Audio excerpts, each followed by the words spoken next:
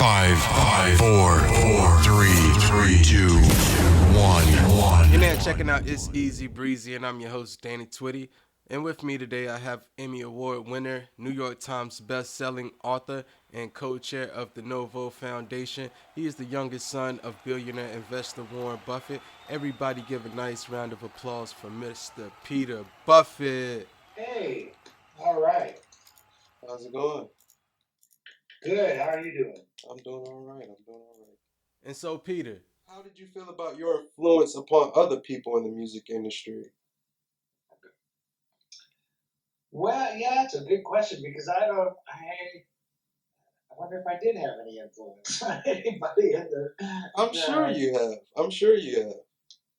Yeah, I mean, what's fun for me is occasionally I will hear stories or even hear music in some situation. Somebody, in fact, emailed me or left a message on one of the posts on YouTube of 500 Nations, the music that I did for that. And they commented, I think you can find it somewhere, that they had been present when, I don't know whether it was George Lucas himself or somebody involved in the Star Wars work, uh, used my piece of music as an example of something they wanted to see in some particular scene. I forget the details, but that was kind of fun because that's how it works. Is that a director will hear some music and and say, "Hey, Mr. or Mrs. Composer, make some music that sounds a little bit like this." And so I know I've been used that way occasionally, where they'll find a piece of my music and ask to have it sound like that. So that's one way. And then also always just trying to put music out, not always, but in different forms. I did a DVD audio of music in surround, and that never, some of these things never really took off, but it was fun to experiment with new ways to distribute music and put it out there. Nice. I definitely could see it being influential in ways that people wouldn't even imagine. Like you say, once it goes to film and then it's used in maybe a scene, and it just can make that scene so much bigger, Right. and influence people that just wouldn't even be influenced by the scene alone, but the music that helps it. So yeah, I definitely could see that. Yeah, that's true. And with my shows and with the song, I mean, that definitely gets people thinking and thinking differently about, well, the issue of trafficking in particular and how widespread that is. And so in that way, I do think the music has been influential for sure. And also going into that, how about the stage performance? Do you is your stage performance intense in a way where people, or is it kind of laid back, and are they influenced through that also, do you think? Yeah, I think that's the most influential actually, and maybe that's because I could feel it. When you put a record out, you never know, but or if it's in a movie or something, you're never sure. But when you're performing, you get immediate feedback. So that's the one place I would say that I do feel it. And the show starts out. We may have talked about this last time, but the show starts out as more of a look at my own upbringing and the kind of non-uniqueness of that. Going to public school and all that, and really it's a lot of what's in the book. And then it goes on through the show to get more around my choices and various things in my professional life. But by the end of the show, it's talking about what I've learned through working at the foundation. And so I perform Blood into Gold. I talk about kind of institutional racism and that sort of things. It gets very intense by the end, but I sort of soften the crowd up a little bit, so it's a little easier for them to take. And it definitely, you could feel it in the room.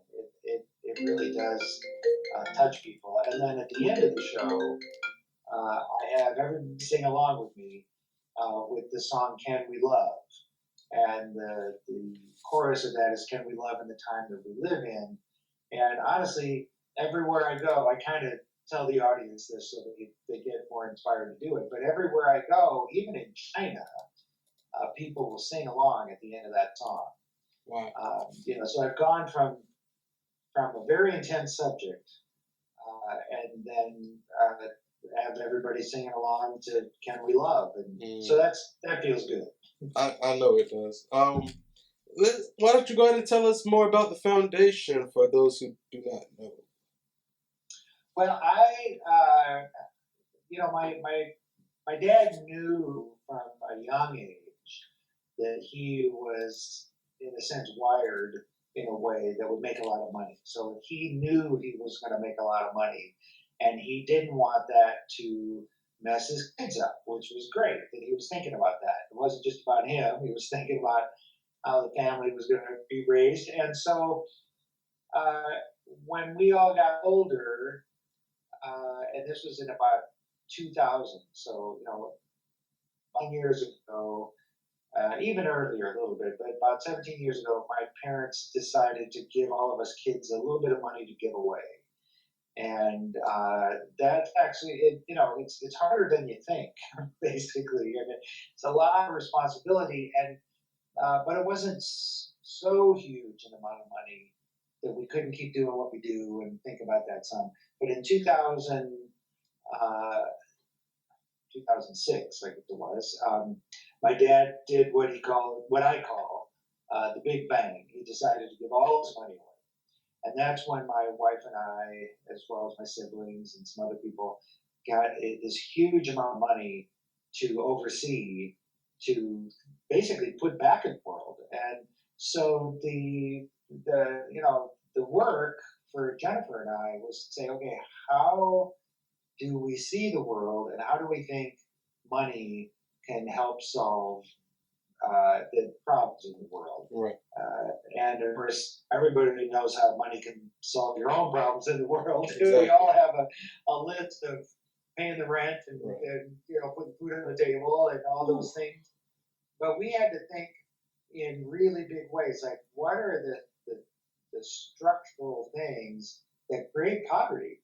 Right. That create the issues that we have, and is the way to undo that, or in fact, if we try and fix things, are we making them worse? Which sometimes happens. Yes. So we spent a lot of time thinking about that, and now at the foundation, we support a lot of different things, but always with a look towards social justice and fairness, basically, and what are the structures out there that keep people uh, from the ability to live full lives, and a lot of that, it's complicated. There's no easy answer, but a lot of it stems from supporting girls and women in a lot of ways, supporting healthy educational environments, so people learn that it's about working together and being collaborative, and basically focusing in a whole bunch of different ways on the importance of relationships, and seeing that now in the political world. If you start saying they're the bad people and those are the good people, that's a recipe for disaster. So we're trying to get out of that kind of thinking. Like bring the balance, basically. Yeah. Okay. What areas are you focused, or have you taken focus to with the foundation? What areas? There's a couple of main areas, and again, there's lots of little streams that come out from those areas. Right. One is ending violence against girls and women, and that comes in a lot of ways. There's the obvious thing around literal violence, but there's a lot of quiet violence that actually happens. Right. How girls are treated, women are treated, and again, how to balance things out. So, so with this, everybody's got a fair shot. With the justice area, is there a certain area that you focus on within the justice area?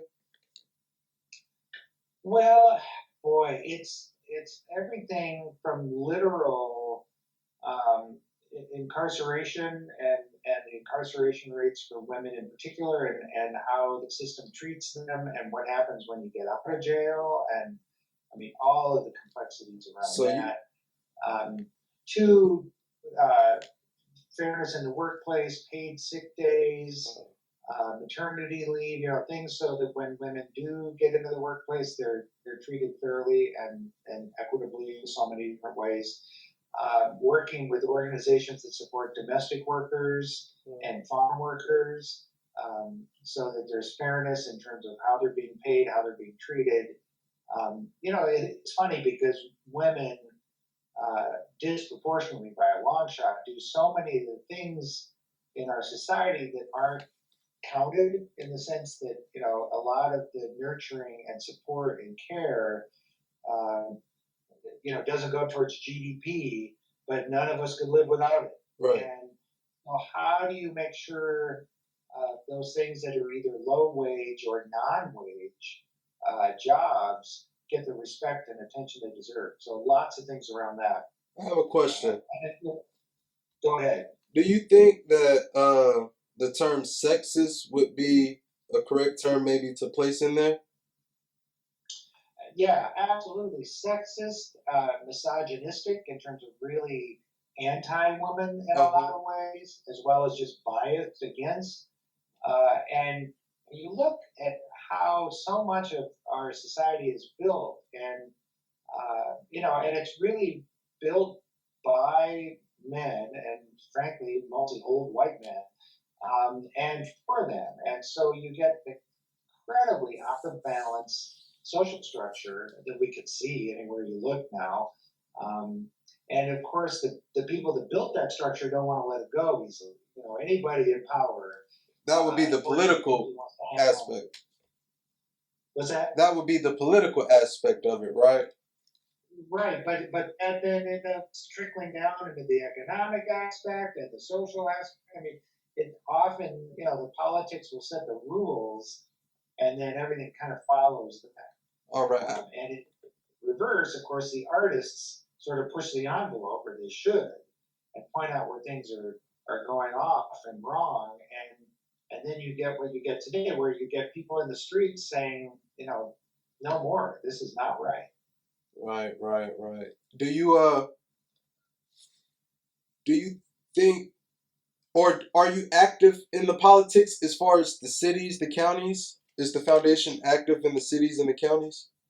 Well, in a technical sense, it can't be. So the tricky part with the private foundation is you can't actually be political, but you can educate. Okay. And so what we try and do is, use different ways of educating people around what's going on, what their options are, without taking a political stance.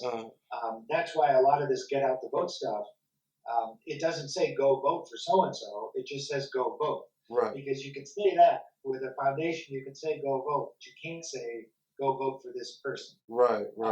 It's very funny, but there's and also we work in the school systems to get a more nurturing, supportive school climate. So that's another way the foundation. What cities have you worked? What's that? What cities have the schools? What cities have the schools been in? Well, we are actually in, I believe I'm right about this, 8 school districts.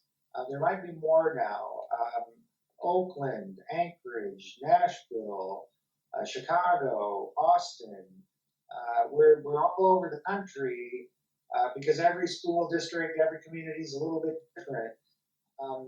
Working on a large scale, so not just going into one school and saying maybe this, which is not a bad thing, but we want to try to get a district-wide, starts in the elementary, moves up into middle school and high school, working in what unfortunately a lot of people think are sort of soft skills, or that, but it's instead of focusing on math and science and reading, all very important things.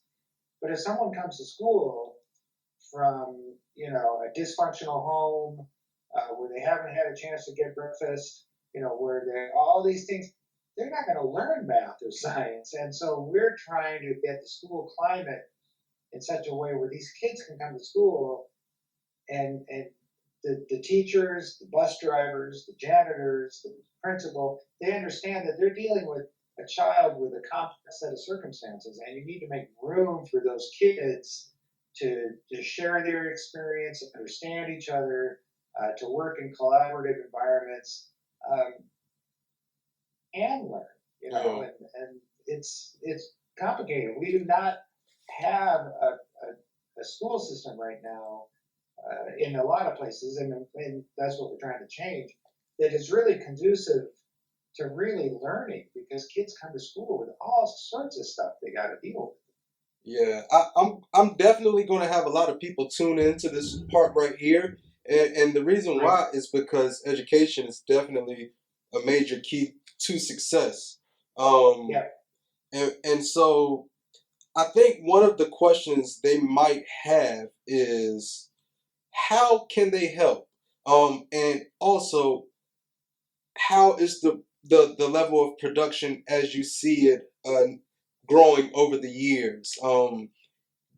Is it certain areas in which you may need help in, and how could they help?